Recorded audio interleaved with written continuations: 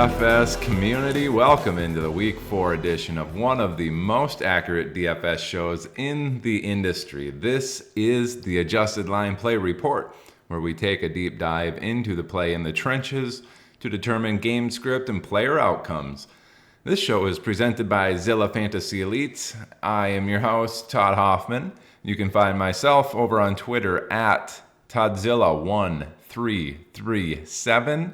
And you can find Zilla Fantasy Elite over on Twitter or X these days at Zilla Fantasy.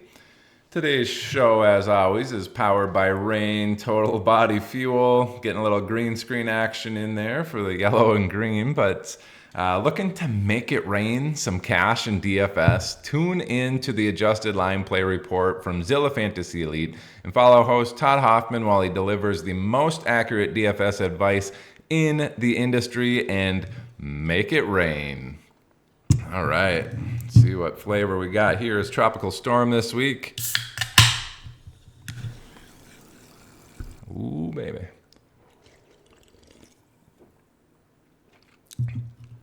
All right, that is delicious. Great way to start the Saturday morning, as always. Recording on Saturday morning here. So keep that in mind with injuries and any weather updates that might be happening. Going to be changing possibly over the next day and a half before these games get started. And as always, we're going to start with the number one game on the slate this week, which is Miami at Buffalo. Number one game total, 53.5 Vegas game total here. Buffalo 3-point home favorites, 3 to 2.5 point favorites there, depending on the site that you're on, but the most of them are -3. Buffalo 28.25 team implied total. Miami 25.25 team implied total. That's a number 2 overall team for Buffalo and number 6 overall for Miami, so it should be high scoring affair here, similar to last week. Looking into the away team here, Miami, number 2 in offensive pass protection, number 1 in pass DVOA. Buffalo, number 14 in the pass rush category, and number 2 in pass DVOA. And what this is telling me is that Miami should have some time to throw the ball, but they could be under pressure a little bit. They do have the number 1 pass DVOA, but Buffalo is number 2 there in the pass DVOA, which means they're being efficient with their defense. They're just maybe in scenarios where they should be sacking the quarterback, which means, hey, this one's middle of the road. If you're getting sacks when you should, that's not necessarily going to bump this number up super high, but it will bump up that DVOA in terms of not necessarily taking the situation into consideration. So Miami should get some time to throw the ball. It's obviously going to be good for Tyreek Hill, Jalen Waddle. Would expect them to be just fine. We do have some ancillary pieces there if this is going to be super high scoring.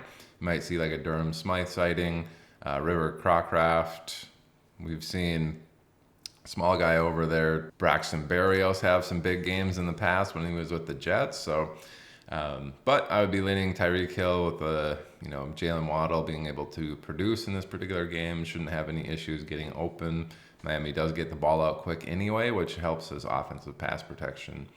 And then getting into the run blocking side, we have Miami number 3 in run blocking and number 1 in run DVOA. Buffalo number 1 at stopping the run and number 6 in defensive run DVOA. If you look at Buffalo's previous opponents that they've played, it hasn't been super great. The Jets, Commanders, Raiders, they can run with Josh Jacobs there, but it's been some pretty low passing or rushing offenses there. Jets and Commanders aren't super good, so that could be pumping up those numbers. We'll see how they handle Miami, but Miami probably going to be moving the ball via the air, so take that into consideration when you're building your lineups. And then getting into the Buffalo side, they are number 1 in offensive pass protection, Miami number 2, but Buffalo number 1 in offensive pass protection, Miami number 15 in the defensive pass rush. Buffalo number 7 in pass DVOA, Miami 12 in defensive pass DVOA. And then getting into the Buffalo side for running, number 8 overall versus Miami's 27th ranked run stopping. And then number 10 for Buffalo's offensive run DVOA versus Miami's 26th run DVOA. So Miami, more of a run funnel defense, but Buffalo looking highly likely to score points here. They should have time to pass the ball. It's going to be good for Gabe Davis typically. They got a lot of time to pass the ball, especially if they're going to be running the ball effectively, which it seems like they will. So James Cook should be in play here. But if they're going to be running the ball very effectively, that's going to kind of open up those play action plays. And if they're getting tons of time to pass, would not be surprised to see some deep shots here from Gabe Davis in this particular matchup, because it seems like he's the one that does that. But as always, Steph Diggs is up there for Buffalo, especially if they're going to be scoring points. Tight ends, always an option if they're going to be in the end zone or the red zone frequently. They're always in play as well. This is looking like Buffalo's going to be able to score points, combined with the fact that Miami's run blocking a little bit neutral there. Studs will eat whatever you think of Miami's running backs there. They should be fine, but then combining Buffalo's wide open offense, scoring a lot of points, with Miami's ability to get pass protection there, I would expect this game to have some pretty high point totals. Tua should be pretty good in this particular matchup, and I like most of Buffalo's options, especially James Cook in this, to almost be like a slate breaker type person in this particular matchup. All right, let's move on to the number 2 game on the slate. We gotta scroll down a ways to the Las Vegas Raiders going into the Chargers here. It's a late game, so keep that in mind for your swaps. Number 2 game on the slate, 49 Vegas game total here. Chargers are favored by 4.5 points at home. Chargers come in with 26.75 team implied total. Vegas 22.25 team implied total. That's number 3 overall for the teams for the Chargers, and number 12 for Vegas in the team totals. Getting into the away team here. So Vegas, looking at the offensive pass protection, they are number 8. Chargers number 18 in the defensive pass rush. Vegas actually number 20 in pass DVOA on offense, where the Chargers defense is 27. That favors Las Vegas pass attack. And getting into the run blocking, Vegas 31 and 32, one of the worst teams in the league in terms of run blocking. Chargers number 12 at stopping the run and 27th in the run DVOA. And a lot of people are saying, hey, Josh Jacobs, they're interested in him. He could be a really sneaky GPP play against the Chargers, poor run defense here. But really, I don't know if that's necessarily the case. They're trying to take into consideration Alexander Madison's struggles. Hey, now he played the Chargers and did just fine. If you look at the previous game that the Chargers played, they're giving up plays to the running back. I don't know if that's necessarily going to be the case based off of this. Vegas's run blocking is terrible. I think if Vegas is going to be moving the ball, it's going to be in the air. We do have that Jimmy Garoppolo concussion issue to worry about, so it could be Brian Hoyer in there. But really, that would be a super long dart throw if he is in there. But I wouldn't mind Jimmy Garoppolo and some Devontae Adams in tournaments if they are in there. It's FYI, but kind of fading Josh Jacobs in this particular matchup. Getting into the Chargers side, number 12 in offensive pass protection versus Vegas, number 24 defensive pass rush. Chargers number 5 offensive pass DVOA, and number 29 on defense there for the Vegas Raiders. Chargers should have plenty of time in the pocket to throw the ball. We did lose Mike Williams, so we should see Quentin Johnston and Palmer step up there. We could also see some more targets to Gerald Everett. Maybe Donald Parham run some more routes, but I think it's really, if Eckler plays here, he's going to see a lot of those targets, and we could see several more of them going to the tight ends there, which could be interesting. But we'll see if Quentin Johnston hasn't shown much this year. He could be one of those dart throws. Hey, we haven't seen it yet, but in a tournament, I don't mind that. I don't think Josh Palmer is necessarily an elite talent.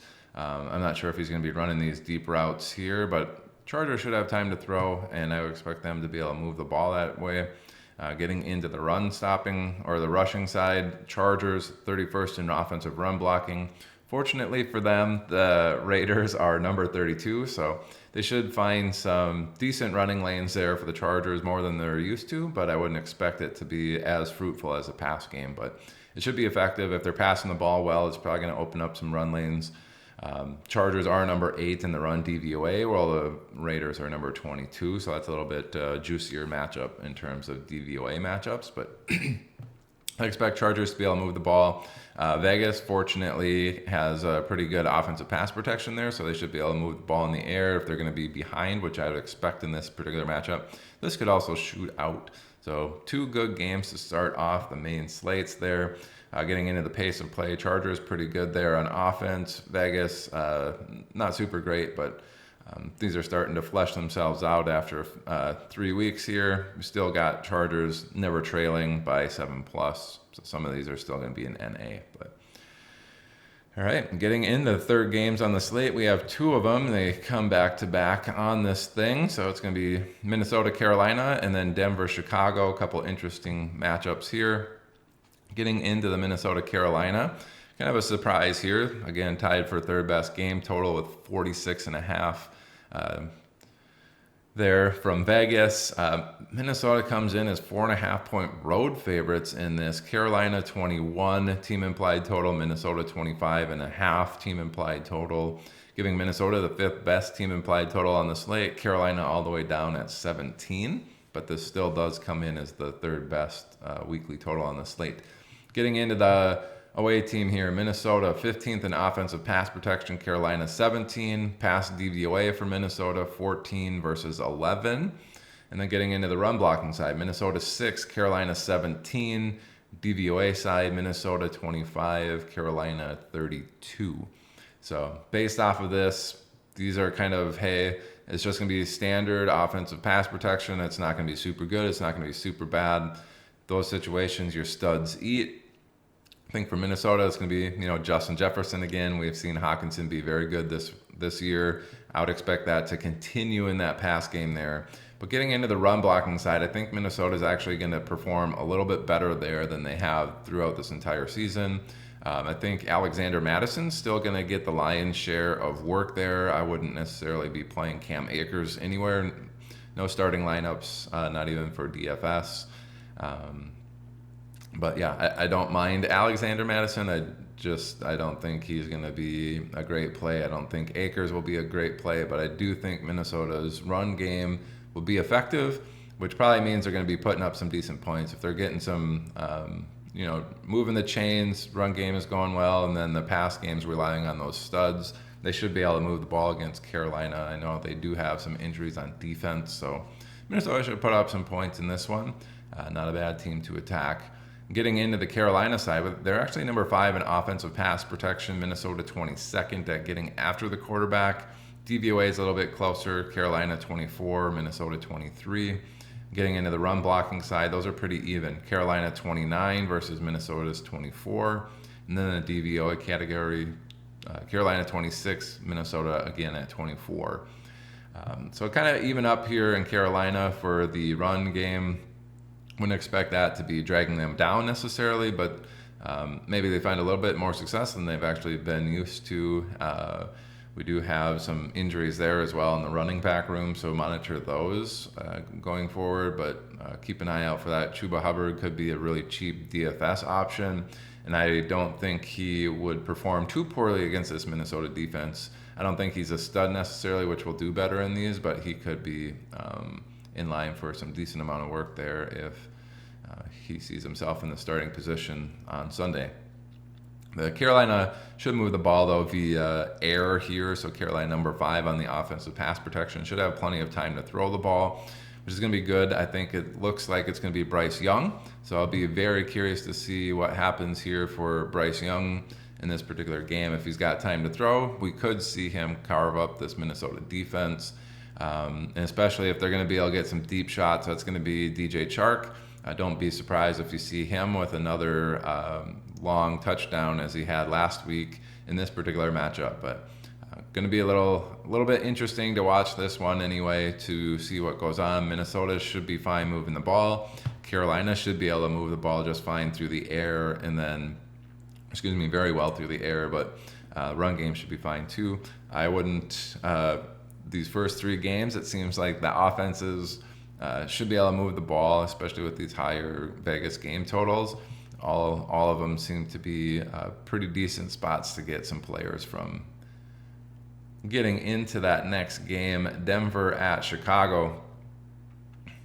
Very interesting matchup here. So these last two games, Carolina, Minnesota, Denver, Chicago, these are the last four teams remaining that do not have a victory yet, and now they find themselves playing each other.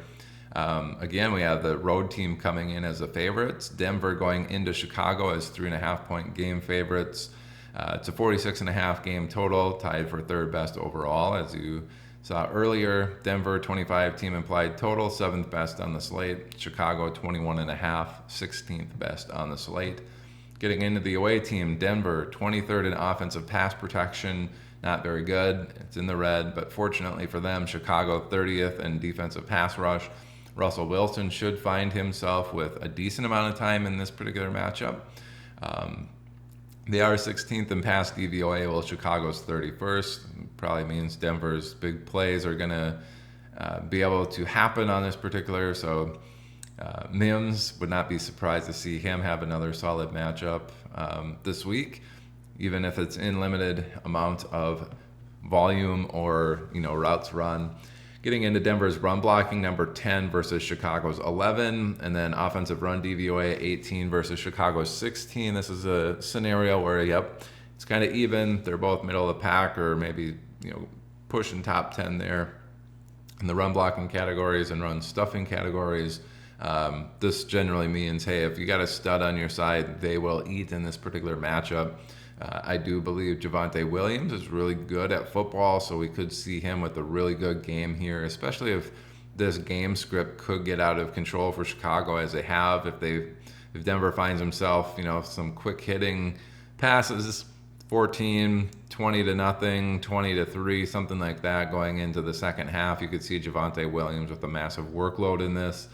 Don't be surprised if that's the case. He's actually very cheap on, for sure, one of these sites, so keep him in mind for your DFS lineups. I think he could be one of those really high, 5x players this week. Not maybe a slate breaker where, hey, you absolutely need him in your lineup. He could score a couple of touchdowns in this and have 90 to 120 yards overall. So keep that in mind. This Denver team should be a little bit interesting this week. Getting into the Chicago side, number 32 in offensive pass protection, number 32 in pass DVOA. As we know, they absolutely are hot trash on offense this year, whether it's Justin Fields, whether that's the offensive line or the play calling / schemes, designs that they run. Sounds like everything's the fault, all resulting in this really poor offensive pass protection. Taking a lot of sacks. Denver defense certainly in play here. I don't think they're necessarily as bad as this, as they've been playing, giving up 70 points to Miami, etc. They were really good last year. I do think they can bounce back in this Chicago game here. But number 32 offensive pass protection, Denver 27. Both teams number 32 in the DVOA metrics there. So even though Chicago is dead last, Denver is dead last in the pass DVOA.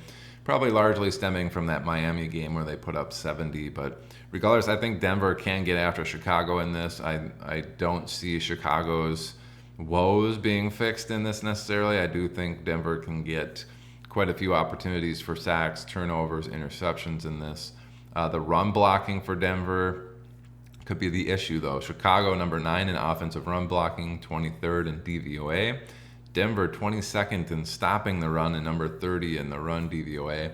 I think Chicago could be able to run the ball in this. I would not be surprised to see Khalil Herbert and Justin Fields have some pretty solid running totals in this particular matchup. I think they're going to be in passing situations, so I could see Fields probably scrambling a lot more and having one of those 11 to 15 rush attempt games on their side. Roschon Johnson has been used kind of as that pass protector and pass catching running back, so don't be surprised if Chicago is down in this game and early. And if they're under pressure, you could see Chicago dumping it off a little bit more than usual as well. And the big beneficiary of that's going to be Roschon Johnson in this particular matchup. A little bit strange here. I think Chicago's be under pressure. I think they're going to be trailing in this game, but I do think they have the ability to run the ball on Denver. And This pass protection situation, I think, is not going to be super improved, but I think it's going to lead to a lot more dump offs, maybe to Roschon Johnson and scrambles for Justin Fields. So don't be surprised if Justin Fields break that 100 rushing yards barrier in this particular matchup. Super good for DraftKings. Just keep that in mind. So after the tie for 3 games, we have one game at number 5, which is LA at Indy. Getting into this matchup, 46 Vegas game total. It's a very close one here. Again, fifth best game total on the slate. Main slate. Indianapolis actually 1-point home favorites at 23.5 team implied total. That leaves Los Angeles at a 22.5 team implied total. So 9th and 10th best on the slate for the team wise. Getting into Los Angeles's offense. Number 16 in pass protection. Indianapolis 20th. DVOAs are dead even at 15 for each team. And then the run blocking, not very good for Los Angeles at 29, fortunately for them. Indianapolis at 26. And then the DVOAs are really close. They're 11 for Los Angeles, 13 for Indianapolis. So really this is even up everywhere for Los Angeles. It's pretty close in all of those. But I think the big thing here for Los Angeles is this pass protection. That is the favorite here. They're still a little behind here in the run blocking. So I think Los Angeles moved the ball via the air. I wouldn't be surprised to see Indianapolis get some opportunities for turnovers in that department. Turnovers, sacks. I don't mind their defense in this particular matchup either. But keep that in mind. It's just like an even up. It's essentially if you have studs, they're going to do well. Whether or not you think Puka Nacua and Tutu Atwell are studs or Kyron Williams remains to be seen. I don't necessarily think they're studs, but we can't really complain about Puka Nacua's production at this point. Getting into the Indianapolis side, we see Indianapolis come in with a number 4 offensive pass protection versus Los Angeles' 25th ranked pass rush. DVOAs are pretty even at number 21 for Indy, 20 for LA. Getting into the run blocking side, Indianapolis number 6 and 14, Los Angeles number 13 and 29, and stopping the run. This tells me Indianapolis will be able to move the ball very effectively in this matchup. Going to have plenty of time to throw the ball, which is probably good for Michael Pittman. We'll see about the ancillary pieces there. Josh Downs has been used, as a deep threat in college. If they're having a lot of time to throw the ball, it could be very good for him in this particular matchup. Anthony Richardson does have a decent arm. Sounds like he's going to play. But I do like that matchup in DFS, getting one of those pieces with Anthony Richardson. We'll see what they do for designed run plays. But run blocking, Indianapolis number 6, LA 13. Not as big of a favor there, right? But Indy should still be fine moving the ball. Zach Moss has been plenty good the last couple of weeks carrying that load, and I think that continues in this matchup. Even though this is a 1-point Vegas matchup, I don't think LA is going to be able to move the ball as effectively as Indy. I do think Indy covers this 1-point line. I certainly would take them to win by more than 1 point in this particular matchup. I think they're going to actually dominate this matchup, and it'll be a little bit further away than what Vegas is saying. But yeah, interesting. Based off of this, we do have some pretty good pace here from Indy. Green across the board. Doesn't matter if they're leading, trailing, neutral situation. Overall pace of play, very, very good for Indy. We do have Los Angeles very slow in the offensive neutral situation, but overall number 10 because they do find themselves probably trailing by 7 quite often, or putting themselves in situations where they're going to be running the ball a little bit faster. If that's the case, we could see this one hitting the over in this, but I do like Indy's chances of pulling out that victory pretty handily against Los Angeles in this matchup. Intriguing one, nonetheless. Getting into the 6 games on the slate, that's actually a couple of them on the late end. So New England at Dallas, and then Arizona at San Francisco. So we'll do New England at Dallas first. Again, tied for 6th best game total on the slate at 43.5. We do see a big jump there of almost 3 points heading into these matchups. We do have Dallas as 6.5-point home favorites there. 25 team implied total. New England 18.5 team implied total. So seventh best on the slate for teams is Dallas. New England all the way down at 21, one of the worst teams on the slate. Getting into New England's offense here, number 9 in the offensive pass protection. Dallas number 4 in the pass rush. DVOA for New England 13 versus number 3 for Dallas. So Dallas should be able to get after New England here. And then the run blocking side, New England 22 and 19, Dallas 7 and 20. I think Dallas will be able to stop the run there from New England. New England's probably going to have to try to pass the ball to be a little bit more effective in this matchup. That is the closer of the two, but if that's the case, I do expect Dallas defense here to be very effective in this matchup. They're already projected to score a low amount of points, one of the worst ones on the slate. 24, 23, 22, 21, so fourth worst on the slate here. Dallas should be pretty good on defense in this particular matchup. I wouldn't put it out of the realm of possibility that they have a pick 6 in this particular matchup if they're getting after Mac Jones there. Just keep that in mind. Really, that's going to be how they move the ball. If they're going to need a little bit quicker passes, they might be dumping it off to Ramondre. They might be getting those tight ends involved a little bit more. Juju, I'm not entirely sure how they're using him. He's not on the field all the time, but he would be a big beneficiary here because he runs more of those underneath or intermediate routes for teams lately in his career. So, yeah, kind of avoiding that New England team in this particular matchup. I don't think Ramondre is going to get some running lanes, but he could see some decent amount of work in the pass game. We'll see what Zeke ends up doing in this matchup if they're down early.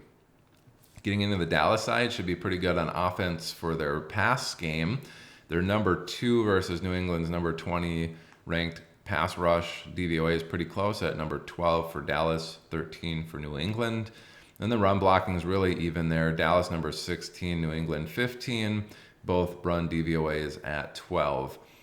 Getting into that run aspect, that's one of those, if it's very close, your studs are going to eat in those particular matchups.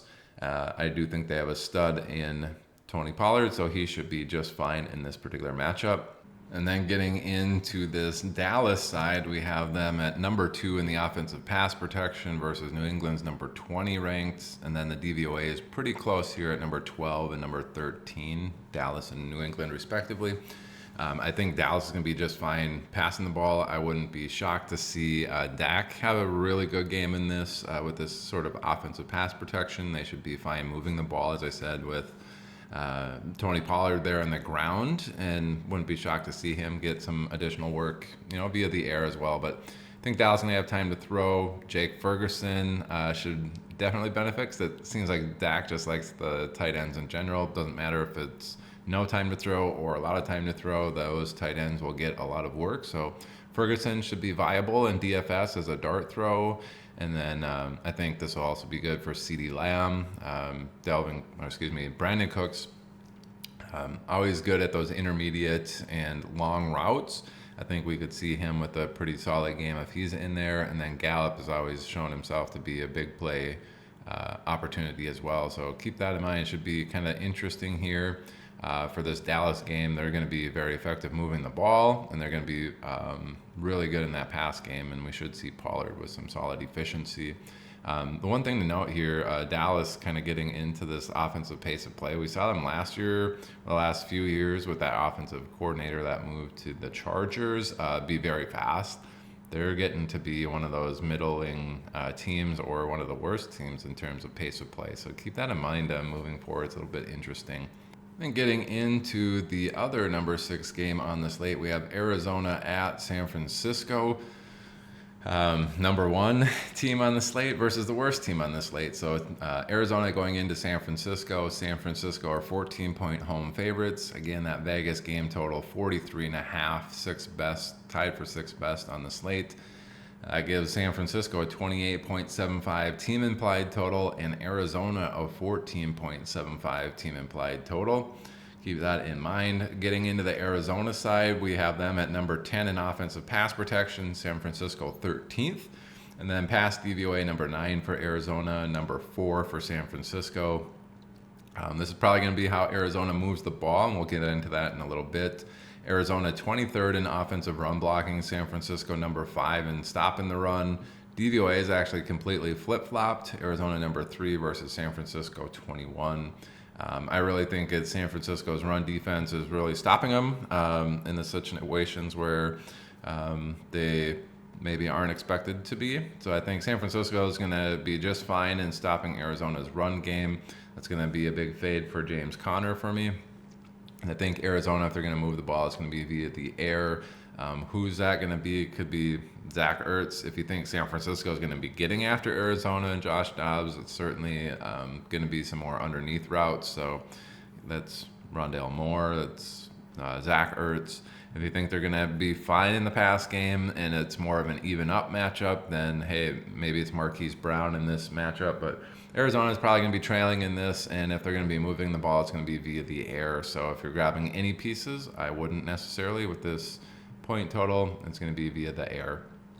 Getting into that San Francisco offensive side, number 19 in the offensive pass protection. Arizona actually 7th in the defensive pass rush. San Francisco number 3 in the pass DVOA. Arizona number 18. I think Arizona is going to be able to get after the quarterback here. Brock Purdy probably finds himself with a little bit extra pressure in this matchup versus Arizona, which fortunately for them, they have the run game to lean on. So number 14 for San Francisco and Arizona number 30. Run DVOA, San Francisco number 4, Arizona 19. I think this is going to be how San Francisco moves the ball in this particular matchup. They're going to be heavily favored, obviously, and I think they're going to be running the ball. I think they're going to be up in this matchup. It's going to be a big Christian McCaffrey week. Wouldn't be surprised or shocked at all to see him above 30 30 DraftKings points in this particular matchup. I do see him hitting over 100 yards on the ground in this matchup, probably scoring a touchdown or two. Especially if San Francisco is going to be under pressure here. It's going to be a little bit more quick dump offs. That's going to be a George Kittle game. That's going to be a CMC game, and a little bit more leaning towards Debo on the wide receiver side because he runs more of the underneath routes there. So CMC week, I think, should be good in your lineups. I do like his ability to provide you. He's expensive, but I do think he will be one of the top 3 running backs on the slate. Based off of this information. All right, getting into the next games on the slate, we have a number 8, which is Washington at Philadelphia. As you can imagine, getting into the lower point totals here, and we have Philadelphia's 9.5 point home favorites. It's going to lead to a low Washington team implied total, but Vegas game total is 43. Again, 8th best on the slate. Philadelphia 9.5 point home favorites at 26.25 team implied total is good for 4th best on the slate. Washington 16.75, next worst on the slate after that Arizona team. Getting into the offensive pass protection, Washington number 32 and 27 in the offensive pass protection categories. Philadelphia number 21 and 14. I think Philadelphia will be able to get after Washington in this. Washington does look like they're very good in running the ball. Number 8 in run blocking, number 6 in run DVOA. Unfortunately for them, Philadelphia very good in that regard. Number 2 in stopping the run, number 1 in rush DVOA. I don't think Washington's going to move the ball very well at all. I think Philadelphia will be, leading in this particular matchup. It's going to lead them to kind of abandon that run. Good for them that they're green, but it's going to lead them into situations where they're in the pass mode. We did see Sam Howell give up some pretty nasty interceptions last week.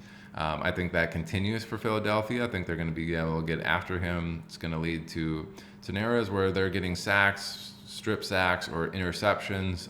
They should be one of the better defensive plays this week. Getting into the Philadelphia offensive side, number 26 in offensive pass protection, Washington number 6 at getting after the quarterback, and then the pass DVOAs are pretty close. So Philadelphia 17, Washington 21. I don't think Philadelphia is going to be able to pass the ball very well based off of this. They're going to be under pressure. It's going to be a lot more quicker passes, so it could be a Dallas Goedert and running back pass catching week for Philadelphia. So again, Goddard, and that's going to be some dump offs to Swift and Gainwell there. So keep that in mind. Again, Washington on the run blocking side on defense, run stopping, 17 and number 15. Philadelphia number 5 and number 2 on the run blocking. So that's a huge favor of Philadelphia. I think they're going to be able to run the ball very effectively in this. We should see Gainwell and Swift both have pretty solid games there in the run game. And then based off of this Washington defense, perhaps getting after the quarterback, probably going to lead to a few more Jalen Hurts scrambles as well. Wouldn't be shocked to see him in the 8 to 12 carry range in this matchup, especially with this run stopping gap here from Washington and Philly. If he gets those 8 to 12 rush attempts as quarterback, wouldn't be shocked to see him averaging 8 to 10 yards a carry on those. Could be a pretty solid game for him on the ground as well. So really attacking those running backs and Jalen Hurts in this, probably fading that Philadelphia pass game in this particular matchup, just as an FYI. If Philadelphia is going to be up big too, it's going to be more of a run game for Philly in this matchup. Getting into the number 9 games on the slate, we do have Baltimore at Cleveland and Pittsburgh at Houston. We'll start out with Baltimore at Cleveland. Cleveland are 2-point home favorites there on a 42 Vegas game total game. That's good, again, for 9th best on the slate, tied with that other matchup that we'll get into after this. Cleveland, 22-point team implied total, 13th best on the slate. Baltimore, 20-point team implied total at number 18 for this main slate. Getting into the Baltimore offensive side, number 25 in offensive pass protection, Cleveland number 27. Baltimore number 10 in the offensive pass DVOA, Cleveland number 1 in the pass DVOA. So what does this kind of mean? It's a red pass rush and number 1 pass DVOA. We know Cleveland gets after the quarterback, and they've been getting a lot of sacks. They've been very dominant in that aspect. What this is saying is because of that, they're actually number 1 in that pass DVOA. They're not giving up a lot of They're not giving up a lot of stuff in those pass games. But the number 27 in the pass rush, that essentially means, hey, what's their adjusted sack rate? If they're in scenarios where you'd expect to get sacks, it's 3rd and long, 4th and long, and they're getting sacks in those scenarios, those aren't going to count for as much in this particular situation. So Cleveland, yes, they are getting lots of sacks, but they're in situations where you'd expect them to get sacks, which is why this number is red. So keep that in mind. They are good at getting after the quarterback, but they're in scenarios where you would expect them to be trying to sack the quarterback, or situations where a sack would be highly expected as a result. So that's why they're red in that pass rush, despite us knowing that they're getting lots of sacks. Getting into the run blocking side, Baltimore's offense number 16, Cleveland's defense 18 and stopping it, and then the run DVOA is Baltimore number 5, Cleveland number 2. This is a pretty even matchup. Who the heck's going to be running the ball from Baltimore? I don't know, but if we think Cleveland here, it's going to be getting after the quarterback. It's going to lead to some needs for some quicker passes or a lot of Lamar Jackson scrambles. If that's the case, Zay Jones and Mark Andrews would be the big beneficiaries as the underneath targets for Baltimore. Fortunately for them, both Rashad Bateman and OBJ are out this week, so they're probably going to see a massive target load. Wouldn't be shocked to see them both over double-digit targets in this particular matchup, especially if you're playing on DraftKings. That's going to lead to a lot of those one-point receptions. And then same if Baltimore is under duress here with Cleveland, generating that pressure, don't be surprised to see Lamar Jackson take off and run in this particular matchup. Those are the 3 people that you're going to want to focus on if you're grabbing anybody from this Baltimore game or starting, start-sit decisions. I think Lamar should be good. Wouldn't be shocked to see him with, 10 to 15 rush attempts in this particular matchup, just based off of Cleveland getting after them. So keep that in mind. I think Lamar, solid play, and then Mark Andrews and Zay Flowers as well should see quite a few targets. What they do with those targets remains to be seen. I think they're going to be more, less efficient, more underneath pass scenarios. Getting into that Cleveland side, we have Cleveland number 9 in offensive pass protection, Baltimore 13 in the pass rush. Pass DVOA for Cleveland 23, Baltimore is 6 in the pass DVOA. This should be kind of an even matchup here, Cleveland versus Baltimore for that pass game. Who's going to be the biggest beneficiary of that remains to be seen. Amari Cooper and Elijah Moore I do like in terms of talent versus anybody else on that Cleveland side. We did see Deshaun Watson actually not throwing in practice this entire week, so that's a little bit interesting. If they have a backup in there, that's going to be kind of disastrous for that pass game, and one that I would want to avoid. I'm not entirely sure what's going on with Watson there, but keep that in mind as you're going through your lineups and start sit decisions for any of these Cleveland players. Cleveland's run blocking is number 1, and Baltimore's run stopping is number 10. So pretty good favor there of Cleveland. And then Baltimore's run DVOA 9 on defense, 21 for Cleveland's run DVOA on offense. If Cleveland's going to be moving the ball, probably going to be in the run game perhaps. So Jerome Ford in this type of scenario, I don't know if he's necessarily a stud, but he should be okay running the ball against Baltimore. Kind of a difficult matchup, but Cleveland's run blocking unit seems to be pretty solid. Something that I'm going to avoid if Watson is not playing is Cleveland altogether. If Watson is playing, I think Jerome Ford is okay, and then some of those pass catching options should be okay. Should he not play, I'm avoiding all of those people at all costs. I'm going to go ahead and give the purge siren here nonetheless. I think Baltimore is going to be okay on offense. They got the weapons, so they're going to have to throw some quick passes, but Mark Andrews and Zay Flowers are pretty good talents. And then I think Lamar Jackson also going to be scrambling a little bit, also a very good talent. I think they're going to be able to move the ball a little bit more effectively than Cleveland in this matchup, especially if Watson is out. I expect Cleveland to not win this matchup, actually. I think Baltimore can come through on this Vegas line and pull out the victory against Cleveland in Cleveland. So upset alert there, Baltimore and Cleveland.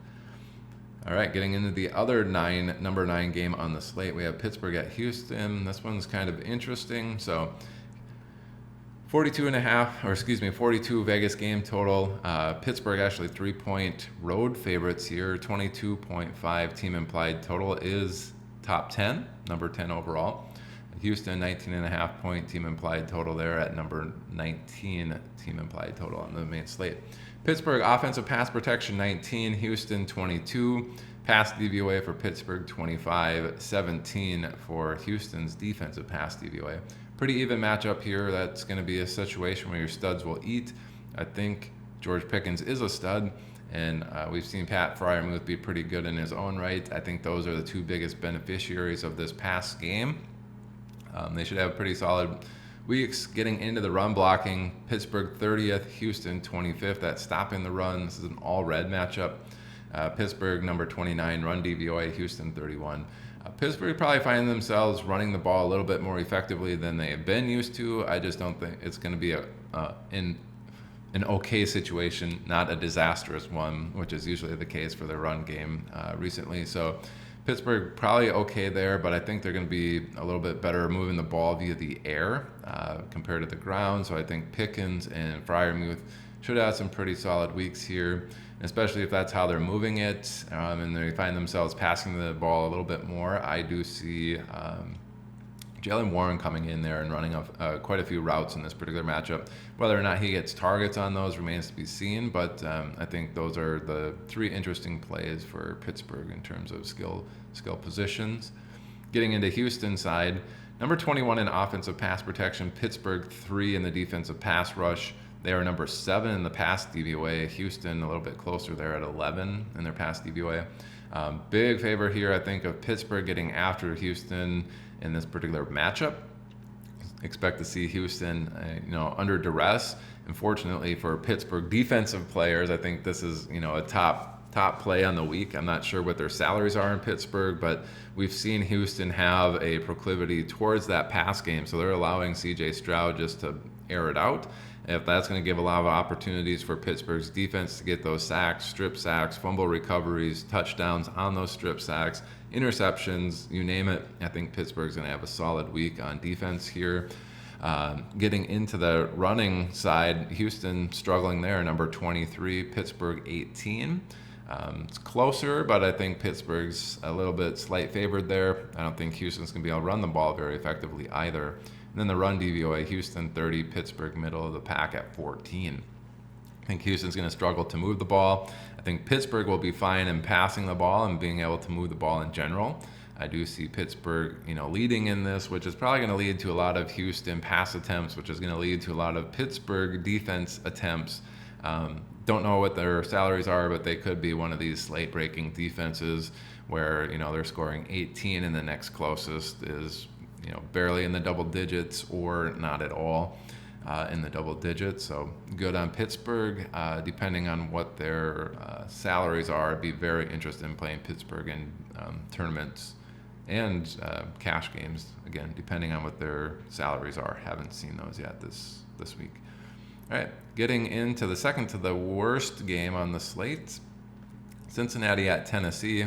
We do see Cincinnati actually going into Tennessee as 2.5-point road favorites.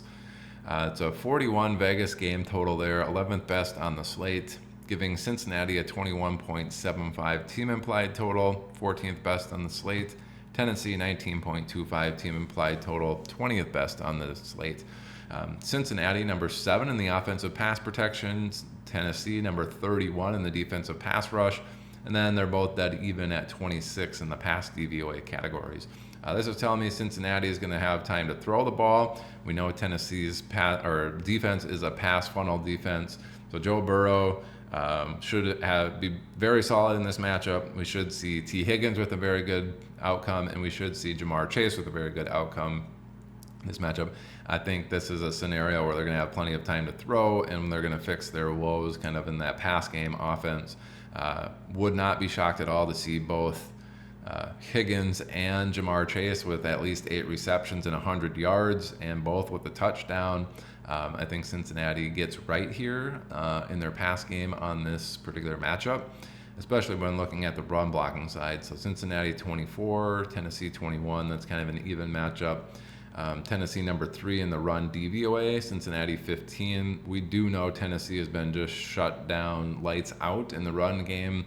I would expect that to probably continue against Cincinnati, so I'd be fading Joe Mixon, especially in tournaments or DFS. He's a fade for me. His only saving grace is if Cincinnati's moving the ball very effectively in the air, he could be the beneficiary of some, down inside the 5, and he gets the touchdown while the pass game does all the heavy lifting. So I wouldn't be shocked to see him with a very inefficient, 15, 18 carries for 50 yards with 1 or 2 touchdowns, similar to what we saw from Jerome Ford last week. Getting into that Tennessee offensive side, they're number 10 in offensive pass protection, number 8 for Cincinnati in the defensive pass rush, but Tennessee's pass DVOA number 31, second worst in the league. Cincinnati middle of the pack at 16. I think this is one of those where studs are going to eat. DeAndre Hopkins is that stud. We've seen Tennessee really struggle on offense, but I think this is a situation where we can see DeAndre Hopkins doing okay in this matchup. But really what I want to point out is the Tennessee run blocking. So number 4 for the offensive run blocking in Tennessee. Cincinnati number 25 at stopping the run. And then in the DVOAs, Tennessee 24, Cincinnati 28 and stopping the run. I think this is going to be a Derrick Henry week. I don't think there's going to be a lot of people on him in the tournaments and DFS. Number 4 versus number 25, I could see Derrick Henry going off in this particular matchup and blowing up Cincinnati's defense here, especially if Tennessee is going to be struggling passing the ball. I could see him having a pretty solid matchup, especially if Tennessee is going down and having success. Maybe they don't score and are kicking field goals. This could be a big Derrick Henry week. I don't think there's going to be a lot of rostership percentages on him. Very interesting play in tournaments. He could be one of those. If you got him in your lineup, super cheap. Most of these tournaments, he's going to maybe be sub 5% rostered. He's really going to be the key. He could be one of these true slate breakers where almost nobody rosters him, and low rostership and massive production. Could be very interesting this week. I think both of these teams should be a little bit better in their offensive production in this particular week, but we've also seen them highly struggle. So could blow up in your face, but I think Cincinnati gets right in their pass game. I think Derrick Henry gets right this week in his run game. But a very unique and intriguing option as a very low total on the slate. All right, getting into that last game, it's Tampa Bay at New Orleans. NFC South slog here. New Orleans are 3.5-point home favorites. It's a 40-point Vegas game total. It's the worst on the main slate. That gives New Orleans a 21.75 team implied total. That's 14th best. Tampa Bay, 18.25 team implied total, number 22 on the slate, so third worst. Getting into that offensive side for Tampa Bay, they're number 6 in offensive pass protection. New Orleans, 26. So that's a big favor in Tampa Bay's offensive pass protection. The pass DVOA is a little bit flipped here. So number 18 for Tampa Bay, number 5 for New Orleans. Again, that just means New Orleans is probably getting sacks in situations that they're expected to, which will bump up their pass DVOA because they're getting those sacks, but it's going to not necessarily move the needle as much for this defensive pass rush. Hey, yes, they're getting a sack, but they should have in a scenario like that. So that's why that's going to be that way. Tampa Bay should have time. I think that's going to be good for Godwin and Evans, mostly for Evans, it seems like, with Baker at the helm, so keep that in mind. The run blocking side, Tampa Bay, we know has been bad, so they're both red at 27 and 28. New Orleans, number 20 and number 11 in stopping the run, so a slight favor there of New Orleans' run defense. I don't think Tampa Bay is going to be very good running the ball, so look for Mike Evans to be the big producer for Tampa Bay, and Godwin kind of as a secondary matchup there. But it's a low Vegas game total, not super interested in picking up that sort of production. Getting into the New Orleans side, they're number 18 in the offensive pass protection. Tampa Bay 16. Pass DVOA for Tampa Bay number 9 versus Saints number 19. Given the even up matchup, studs should eat. That's Chris Olave. I think Michael Thomas, while it's not in his prime, is still pretty solid. Those two should be fine based on this particular matchup. Getting into the run blocking, though, we see Tampa Bay actually both red, number 26 and 23, in stopping the run. New Orleans, number 11 and number 20. I think New Orleans should have some success on the ground. Alvin Kamara should be there. We should see Kendre Miller and Tony Jones also mixing in there. Probably a big avoid in terms of any of the Saints in the run game. Just want to see where this comes out. I would be more interested in Chris Olave in the Saints pass game, and then up here, not Chris Evans, but Mike Evans in the pass game for Tampa Bay. Those are really the only two pieces that I'm super interested in this particular matchup. It's low scoring. I believe it'll be low scoring, and those would be the only two people that would be comfortable with any DFS lineups. All right, that's going to do it for the main slate. Let's get into those island games, see if we can get you some money in those island slates. Sunday Night Football, Kansas City at New York Jets. Probably was expected to be a lot better with Aaron Rodgers there at the beginning of this season when the schedule came out, but now looking really nasty with a 41.5-point Vegas game total. Kansas City going into the Jets as 8.5-point road favorites. There's actually been bet down in terms of Vegas game total as well as Kansas City's line here, so they've lost 1 point in that sense. So Kansas City, based off of this, 25 team implied total.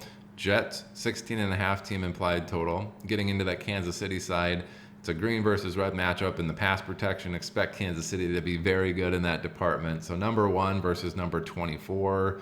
And then pass DVOA, number 4 versus number 24. We've seen the Jets really struggle there in that pass rush, pass DVOA. Should be very wheels up for Kansas City. We all know Travis Kelce can produce. They should have plenty of time to throw the ball in this. This has always been good for MVS and those deep pass attempts for Kansas City. Wouldn't expect this to be any different. MVS and also Justin Watson. Would not be surprised or shocked to see either of them with 20 yards per reception, but they just don't get enough volume to make it worth it unless they score a touchdown. But again, this is an island game, so MVS and Justin Watson, they're going to be a little bit cheaper options. I do like them in this particular scenario as pieces in your lineups. Run blocking, Kansas City 15, New York Jets dead last at 32. Run DVOA, Kansas City 17, Jets number 8. Not as good as a matchup here as the pass game, but Kansas City should be fine just moving the ball on the ground.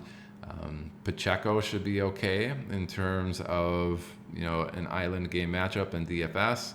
He could be a key piece. I think he'll just be an okay matchup, so keep that in mind when you're building your lineups. Looks like Kansas City's pass attack should be very good, but you could get some cheap options there in MVS and Justin Watson.